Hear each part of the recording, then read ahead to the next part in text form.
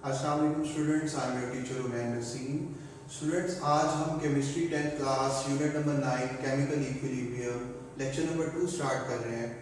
Students, आज हमारा topic है reversible reaction and chemical equilibrium. Students, हमारा ये लेक्चर दो पार्ट्स में होगा।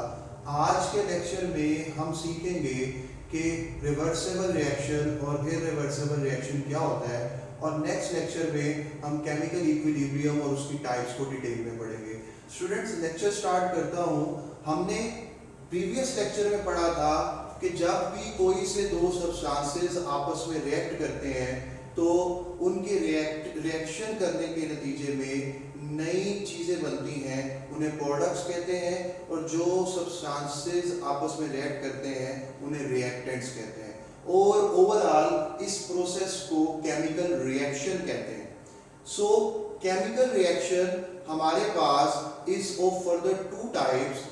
वो इरिवर्सिबल हो सकता है, यानी ऐसा रिएक्शन हो सकता है जो एक सिंक में चलता है, यूनिडायरेक्शनल है, और वो जब कंप्लीट हो जाता है तो वो स्टॉप हो जाता है, सीजेस टू प्रोसीड। और जबकि कुछ रिएक्शंस ऐसे होते हैं जो दोनों डायरेक्शंस में चलते हैं, विच मीन्स जब रिएक्टेंट्स आपस में रिएक्ट करते हैं तो वो प्रोडक्ट्स बनाते हैं। जब प्रोडक्ट्स की कंसंट्रेशन बढ़ जाती है तो वो आपस में रिएक्ट करना शुरू कर देते हैं और रिएक्टेंट्स बनाना शुरू कर देते हैं। Let us start with an example. Reversible reaction से पहले, रिवर्सिबल रिएक्शन में हमारी मेन हेडिंग है, हमें इररिवर्सिबल रिएक्शन का कॉन्सेप्ट होना चाहिए कि इररिवर्सिबल रिएक्शन क्या होता है। इररिवर्सिबल रिएक्शन, अभी मैंने जैसे बताया कि ऐसा रिएक्शन, नाम से पता चल रहा है, जो एक डायरेक्शन में चले, जो वापस ना लाया जा सके। जैसे मिसाल के तौर पर हम लकड़ी को जलाते हैं, आग जलती है और उसके नतीजे में कार्बन डाइऑक्साइड पैदा होती है और वो हवा में चली जाती है। अब हम इसको अनडू नहीं कर सकते, इस प्रोसेस को वापस नहीं कर, सच रिएक्शन। अब फॉर एग्जांपल मेरे पास यहाँ एक एग्जांपल है रिवर्सिबल इररिवर्सिबल रिएक्शन की। इररिवर्सिबल रिएक्शन में सपोज मैं कहता हूँ कि हाइड्रोजन, और ये रिएक्ट कर रही है ऑक्सीजन के साथ, और रिएक्शन के नतीजे में बन रहा है वाटर। ये काम स्पेसिफिक कैटालिस्ट की मौजूदगी में और हीट की मौजूदगी में हो रहा है। अब हम कहते हैं कि ये रिएक्शन कंप्लीट हो गया, रिएक्शन कंप्लीट हो गया है और स्टॉप हो गया है। तो अब इस रिएक्शन, ये रिएक्शन एक, चूंकि एक डायरेक्शन में चला है, रिवर्स नहीं आ रहा, तो हम ऐसे रिएक्शन को कहेंगे दिस इज इररिवर्सिबल रिएक्शन। तो इररिवर्सिबल रिएक्शन, जब भी हम वर्ड इररिवर्सिबल यूज करेंगे, it is represented by single arrow. ये यूनिडायरेक्शनल होता है और ये ओपन सिस्टम में होता है, यानी इसके लिए किसी सिस्टम, यानी फ्लास्क वगैरह को काक लगाकर बंद करने का कॉन्सेप्ट नहीं है। तो इररिवर्सिबल रिएक्शन का कॉन्सेप्ट, ये प्रॉपर्टीज है उसकी, क्या आपको क्लियर होगी। सेकंड जो हमारा टॉपिक है वो है हमारे पास रिवर्सिबल रिएक्शन। रिवर्सिबल रिएक्शन को स्टार्ट करने से पहले मैं आपको एक चीज बता दूं, रिवर्सिबल रिएक्शन दो रिएक्शंस से मिलकर बनता है। एक रिएक्शन है फॉरवर्ड, एक है रिवर्स। फॉरवर्ड रिएक्शन क्या है?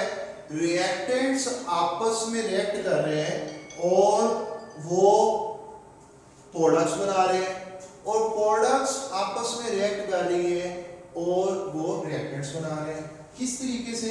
लेट्स सी, हमारे पास एक क्लोज सिस्टम है, सपोज एक फ्लास्क है, उसमें हमारे पास हाइड्रोजन गैस मौजूद है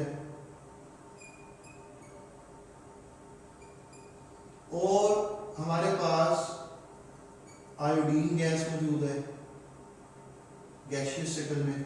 मैं इसको कुछ इस तरीके से लिख लेता हूँ कि गैस मेंशन करना जरूरी नहीं है, आप मेंशन कर सकते हैं।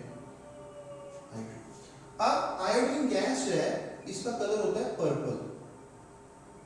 जब ये रिएक्ट करती है, हम इसे हीट देते हैं दोनों गैसेस को, तो ये चेंज हो जाती है हाइड्रोजन आयोडीन। हम कहते हैं कि ये फॉरवर्ड रिएक्शन है, ये रिएक्शन आगे को चल रहा है, यानी हाइड्रोजन रिएक्ट कर रही है आयोडीन से और हाइड्रोजन आयोडाइड बन रहा है। अगर इसी रिएक्शन को रिवर्स कर दे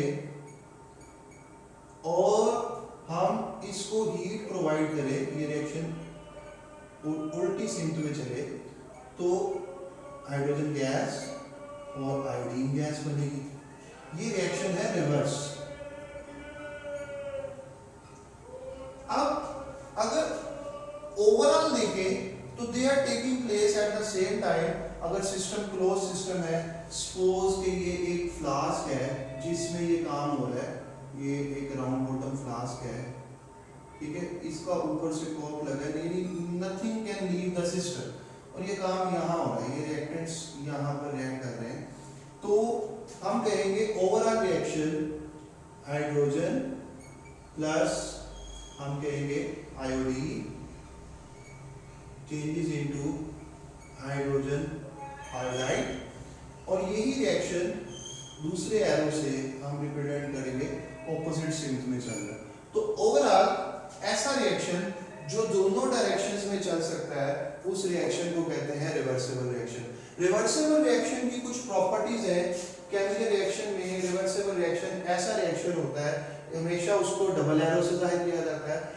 एक एरो फॉरवर्ड डायरेक्शन को जाहिर करता है, एक रिवर्स रिएक्शन को, यानी ये बाई डायरेक्शनल होते हैं। और इसके लिए कंडीशन ये है कि रिवर्सिबल रिएक्शन हमेशा क्लोज सिस्टम में होगा ऐसा रिएक्शन। सो स्टूडेंट, होपफुली आपको रिवर्सिबल एंड इरिवर्सिबल रिएक्शन का कॉन्सेप्ट अच्छे तरीके से क्लियर हो गया होगा। इन आवर नेक्स्ट लेक्चर हम केमिकल इक्विलिब्रियम और उसकी टाइप्स को पढ़ेंगे। Till then, thank you very much.